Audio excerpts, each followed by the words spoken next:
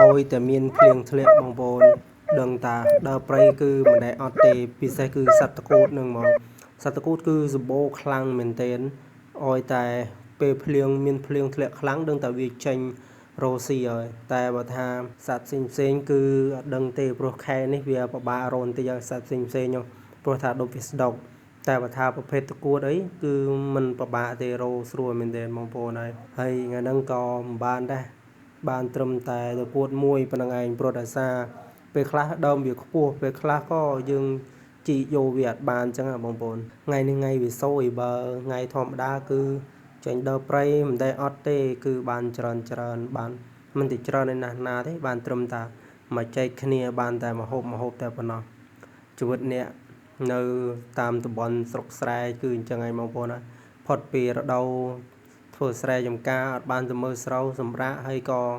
មានភ្លៀងធ្លាក់មកផងក៏នាំគ្នាដើរមកតែអ្នកខ្លះក៏គេមានគ្នាតែចម្លែកខ្ញុំវិញមិនដែលដើរមានគ្នាទេដើរតែឯងហើយឆ្កែចំនួន 3-4 ក្បាលក៏ដើរមកព្រៃដែរបើគេពេលខ្លះក៏មានគេមកដែរក៏វាបាន4-5 នាក់ 4-10 នាក់ទៅតែអាពេលមកគ្នាច្រើនហ្នឹងវាស្រួលមួយយ៉ាងវាអត់មួយយ៉ាងពេលខ្លះបានគ្នាច្រើនតែបានតិចមកយើងចែកគ្នាអត់គ្រាន់ទេបានត្រឹមតែអ្នកមកហូបបានតិច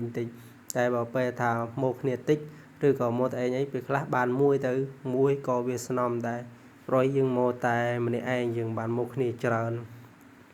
ហើយបើមកគ្នាច្រើនវាស្រួលត្រង់ថាពេលវាចូលរន់ឈើបែបនេះគឺយើងកាបយកវាតែម្ដងតែហើយវាបានជួយកាបគ្នាពីនេះពីនោះទៅអត់សូវហត់តែបើថាមកម្នាក់ឯងទម្រាំតែបានមួយក៏ដូចដឹងស្រាប់ហើយហត់ខ្លាំងមែនទែនយើងត្រូវប្រើកម្លាំងអស់ច្រើនព្រោះដោយសារយើងមកតែម្នាក់ឯងបើមកមានគ្នាជួយកាបគ្នាទៅអត់សូវហត់